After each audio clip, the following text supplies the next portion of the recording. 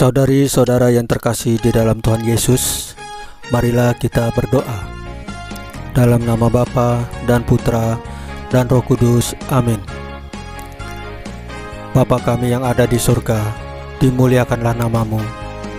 Datanglah kerajaanmu, dan jadilah kehendakmu di atas bumi, seperti di dalam surga.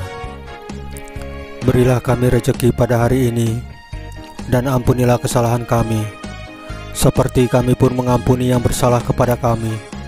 Dan janganlah masukkan kami ke dalam pencobaan, tetapi bebaskanlah kami dari yang jahat. Ya Tuhan Yesus, terima kasih untuk pemeliharaan, penjagaan dan berkat-berkat-Mu pada hari kemarin.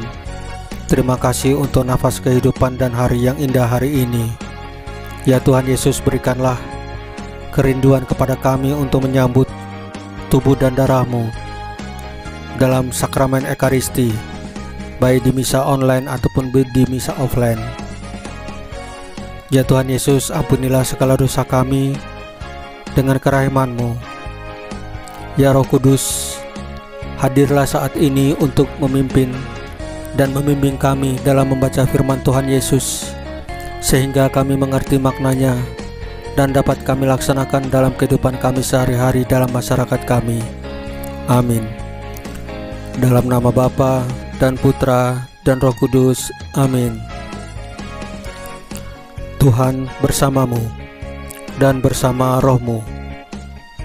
Inilah Injil suci Yesus Kristus menurut Lukas pasal 1 ayat 67 sampai dengan 79, dengan perikop nyanyian pujian Zakaria, dimuliakanlah Tuhan. Dan Zakaria ayahnya penuh dengan Roh Kudus, lalu bernubuat, katanya, "Terpujilah Tuhan, Allah Israel, sebab Ia melawat umatnya dan membawa kelepasan baginya. Ia menumbuhkan sebuah tanduk keselamatan bagi kita di dalam keturunan Daud, hambanya itu, seperti yang telah difirmankannya sejak purbakala oleh mulut nabi-nabinya yang kudus, untuk melepaskan kita dari musuh-musuh kita dan dari tangan semua orang yang membenci kita, untuk menunjukkan rahmat-Nya kepada nenek moyang kita dan mengingat akan perjanjiannya yang kudus, yaitu sumpah yang diucapkannya kepada Abraham, bapa leluhur kita, bahwa Ia mengaruniai kita supaya kita terlepas dari tangan musuh, dapat beribadah kepadanya tanpa takut, dalam kekudusan dan kebenaran di hadapannya seumur hidup kita.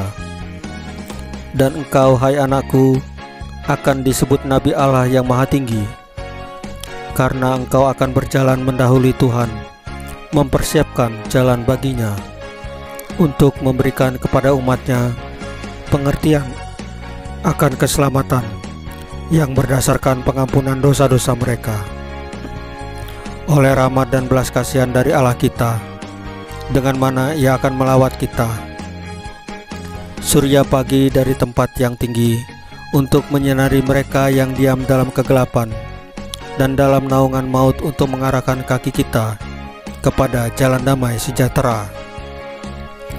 Adapun anak itu bertambah besar dan makin kuat rohnya, dan ia tinggal di padang gurun, sampai kepada hari ia harus menampakkan diri kepada Israel.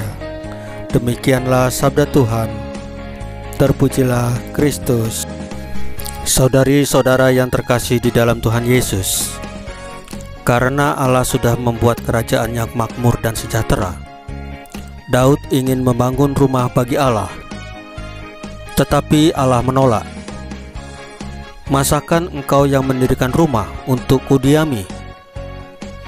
Karena Daud tidaklah murni dan berdosa terhadap Allah. Pada akhirnya Allah berkenan bahwa Salomolah yang membuatkan rumah baginya. Allah tidak membutuhkan rumah lahiriah, tetapi rumah batiniah, yaitu tinggal dalam palungan hati yang layak dan bersih dari segala dosa. Yohanes Pembaptis, sang perintis, sudah menyiapkan kedatangan Mesias dengan menyerukan pertobatan untuk pengampunan dosa-dosa mereka. Dalam kekudusan dan kebenaran, Mesias akan lahir di tengah-tengah kita. Saudari-saudara yang terkasih di dalam Tuhan Yesus, dalam menyambut perayaan kelahiran Yesus, seringkali kita disibukkan oleh berbagai persiapan fisik, misalnya kandang, dekorasi, pohon Natal, hadiah Natal, acara-acara yang meriah, bahkan juga latihan kegiatan liturgis. Bagi Tuhan Yesus, yang paling penting dan diharapkan justru adalah persiapan batiniah, yaitu palungan hati yang bersih dan murni. Maka pertobatan melalui sakramen rekonsiliasi, amal terhadap sesama, berubah dari kebiasaan-kebiasaan jelek dan berdamai dengan siapa saja, itulah yang harus kita lakukan dalam menyambut bayi Yesus yang akan lahir itu. Saudari-saudara yang terkasih dalam Tuhan Yesus, marilah kita berdoa sebelum menutup renungan hari ini. Dalam nama Bapa dan Putra dan Roh Kudus. Amin. Ya Tuhan Yesus, datanglah dan lahirlah di dalam palungan hati kami. Salam Maria, penuh rahmat, Tuhan sertamu. Terpujilah engkau di antara wanita, dan terpujilah buah tubuhmu Yesus.